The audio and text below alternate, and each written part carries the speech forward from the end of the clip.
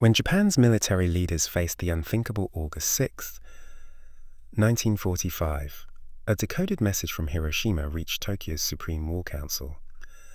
An entire city destroyed by a single bomb. Over the next 9 days, catastrophic events forced Japan's military leadership to confront reality. This is the story of those final days, and what finally ended the Pacific War. The dangerous calculation Japan's strategy wasn't based on defeating America. It was based on making victory too costly to accept. Japanese planners knew they couldn't match American industrial output. The US produced 10 times more steel, 7 times more coal, and 500 times more oil. Their plan: inflict heavy casualties to force a negotiated peace, preserving the emperor and some conquered territories. Early successes seemed to validate this. But by 1943, everything was changing. The weight of industrial war at Saipan in June 1944, American forces fired over 165,000 artillery shells in the first 24 hours. Japanese defenders were buried alive in their fortifications. One surviving officer wrote, "The Americans do not fight battles, they eliminate positions." This pattern repeated across the Pacific. At Iwo Jima, the initial bombardment lasted 3 days. 22,000 shells from naval guns, plus constant air strikes. At Okinawa, Japanese soldiers watched in horror as American ships on the horizon fired endlessly, their ammunition seemingly limitless. By mid-1945, American submarines had destroyed Japan's merchant fleet. Over 8 million tons of shipping lay at the bottom of the Pacific. The home islands were starving. Rice rations fell to barely subsistence levels. 29 bombers were incinerating cities nightly, and Japan had no effective defense against them. Still, the Supreme War Council was divided. The secret peace effort since early 1945, Japan had been seeking a way out through neutral Switzerland and Sweden. Japanese diplomats made quiet inquiries about peace terms, testing whether the Allies might soften their demands. More significantly, they asked the Soviet Union, still neutral in the Pacific War, to mediate with the Allies. Japan's leadership believed Stalin might help broker a negotiated settlement. The problem: Japan wanted conditional surrender. Their non-negotiable demands included: preserve the emperor's position and divine status, no Allied occupation of the home islands, allow Japan to conduct its own war crimes trials, maintain some territorial gains in Asia. The Allies demanded unconditional surrender. No negotiations, no condition, no compromise. This fundamental deadlock continued through summer 1945, even as Japan's military situation became hopeless. The peace faction in Tokyo grew stronger, but they remained powerless without the military's agreement. Hiroshima, August 6, 1945 at 8:15 a.m. The Enola Gay released a single uranium bomb over Hiroshima. The weapon, nicknamed Little Boy, fell for 43 seconds. The fireball reached 7,000 degrees F, hotter than the surface of the sun. The blast wave traveled at over 600 mph. Approximately 70,000 people died instantly, vaporized, burned, or crushed. By December, the death toll would reach 140,000 as radiation sickness claimed thousands more. When reconnaissance planes returned with photographs, Japanese scientists were called to analyze them. Dr. Yoshio Nishino, Japan's leading nuclear physicist, examined the evidence and confirmed the military's worst fear. This was an atomic bomb. But here's what's crucial: even this didn't immediately end the war. The Supreme War Council met on August 7th. The 6 most powerful men in Japan split 3-3 for surrender: Foreign Minister Togo, Navy Minister Yonai, Prime Minister Suzuki for continuing, War Minister Anami, Army Chief Umazu, Navy Chief Toyoda. The hardliners believed Japan could still force better terms. They pointed to Okinawa, where fierce resistance had killed over 12,000 Americans, the highest US casualties of any Pacific campaign. If Japan could inflict similar or worse casualties during an invasion of the home islands, perhaps America would accept conditional surrender rather than lose hundreds of thousands of men. This was the gamble they were willing to make. The double blow: August 8-9 at midnight. On August 9th, the Soviet Union declared war on Japan and launched a massive invasion of Manchuria with 1.5 million troops, 5,500 tanks, and 5,000 aircraft. For Japan's leadership, This was devastating, perhaps even more than Hiroshima. Japan's entire diplomatic strategy had hinged on Soviet neutrality. They believed Stalin might broker a negotiated peace that would allow them to preserve the imperial system. The Soviets had stayed neutral in the Pacific throughout the war, even as they fought Germany. Japan paid them handsomely to maintain that neutrality. But Stalin had secretly promised Roosevelt and Churchill at Yalta that the USSR would enter the Pacific War within 3 months of Germany's defeat. Germany surrendered May 8th. 3 months later, to the day, Soviet forces crossed into Manchuria. The elite Kwantung Army, once considered Japan's finest fighting force, collapsed within days. Entire divisions surrendered. The speed of the collapse shocked Tokyo. Foreign Minister Togo later wrote, Soviet entry into the war played a much greater role than the atomic bombs in inducing Japan to surrender because it dashed any hope that Russia might mediate an end to the war.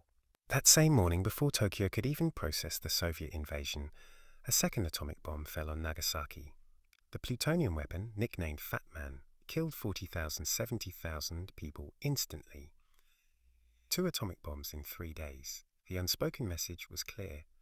America could continue this indefinitely. Even then, the Supreme War Council remained deadlocked 3-3. The Emperor's intervention, what finally broke the stalemate, was unprecedented in Japanese history. Emperor Hirohito personally intervened in government decisions. For over 1,000 years, Japanese emperors had remained ceremonial figures, living symbols of the nation who never directly involved themselves in political or military matters. Emperors were considered divine above earthly concerns. But on the night of August 9/10, an emergency meeting held in an underground bomb shelter beneath the imperial palace, Hirohito did the unthinkable. He spoke directly to the deadlocked council. I have given serious thought to the situation prevailing at home and abroad, and have concluded that continuing the war can only mean destruction for the nation and a prolongation of bloodshed and cruelty in the world. In Japanese imperial tradition, once the emperor expressed his will, all debate ceased. His word was absolute. On August 14th, after the military still resisted and another emergency meeting was called, the emperor intervened once more. Japan would surrender, with one condition, that the emperor retain his position and status. The Allies accepted, though they made clear he would be subject to the authority of the supreme commander of Allied powers. The final hours, not everyone accepted the decision. On the night of August 1415, a group of young army officers attempted a coup to prevent the surrender broadcast. They invaded the imperial palace, searching desperately for the phonograph recording of Hirohito's surrender speech, intending to destroy it. Led by Major Kenji Hatanaka, the rebels briefly took control of the palace grounds. They killed the commander of the imperial guards and searched room by room for the recording. But palace officials had hidden it in a vault, and the coup plotters never found it. By dawn, senior military commanders had suppressed the rebellion. The coup failed. At noon on August 15th, across Japan, radios crackled to life. The emperor's voice, heard publicly for the first time in Japanese history, announced the surrender. His formal, archaic language was so difficult that many listeners didn't immediately understand what he was saying. But the message was unmistakable. Japan had lost. War Minister Anami, who had fought surrender until the emperor's final decision, committed ritual suicide that morning. His death poem read, Believing firmly that our sacred land shall never perish, I, with my death, humbly apologize to the emperor for the great crime. His crime was not losing the war. It was failing to win it. The signing, September 2nd, 1945 on September 2nd, aboard the USS Missouri anchored in Tokyo Bay, Japanese officials arrived to sign the formal instrument of surrender. Foreign Minister Mamoru Shigemitsu, wearing formal morning dress and limping from an old war wound, signed first. His hand trembled as he wrote. General Yoshijiro Umezu signed for the Imperial Japanese Army, his face a rigid mask showing no emotion. General Douglas MacArthur, speaking for the Allied powers, said, It is my earnest hope, indeed the hope of all mankind, that from this solemn occasion a better world shall emerge out of the blood and carnage of the past. Above them, over 400 Allied aircraft flew in formation, a final demonstration of the military power Japan had fought against. The ceremony lasted 23 minutes. The war that had consumed the Pacific for nearly 4 years was officially over. What really ended the war? Historians debate what ultimately forced surrender. The atomic bomb showed America could destroy cities without risk Soviet entry, eliminated hope for negotiated peace. Naval blockade and bombing had brought Japan to starvation. The emperor's intervention broke the political deadlock. The truth, all these factors combined. Remove anyone and the timeline might have changed. But the outcome was inevitable by August 1945. The cost and aftermath by war's end, 2.53. 1 million Japanese military dead, 500,000, 800,000 Japanese civilians killed, over 200,000 from atomic bombs, millions more across Asia died in Japan's conquests under American occupation. Japan rebuilt, not as a military power, but as an economic and technological leader. The nation that once believed in spiritual supremacy became a leader in precision manufacturing and innovation. But scars remain. Hibakusha, atomic bomb survivors, and their descendants still live with the consequences. The debate over whether the bombs were necessary continues. The real lesson: this isn't about American superiority or Japanese delusion. It's about the catastrophic consequences when nations convince themselves that will alone can overcome material reality. Japan's military leaders weren't stupid. Many understood the industrial imbalance. But cultural factors, institutional inertia, and fear of dishonor kept them locked into a failing strategy. The question isn't, why didn't they surrender sooner? The question is, what prevents leaders in any country from acknowledging unbearable truths until catastrophe forces their hand? That question remains relevant today. Historical note: this video presents one interpretation of events based on historical records.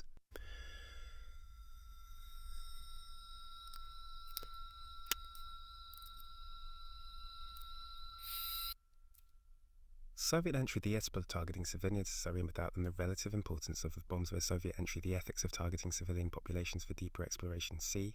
Racing the Enemy, 2005, Richard B. Frank, Downfall, 1999, Robert James Maddox, Weapons for Victory, 1995, Gar Alperovitz, The Decision to Use the Atomic Bomb, 1995, Sources: U.S. Strategic Bombing Survey, Pacific War, Japanese Supreme War Council Records, National Archives, U.S. and Japan, Emperor Hirohito's Surrender Recordings, War Diaries, Oidad Sanda Recordings, War Diaries of Japanese officials, post-war interrogations and testimonies.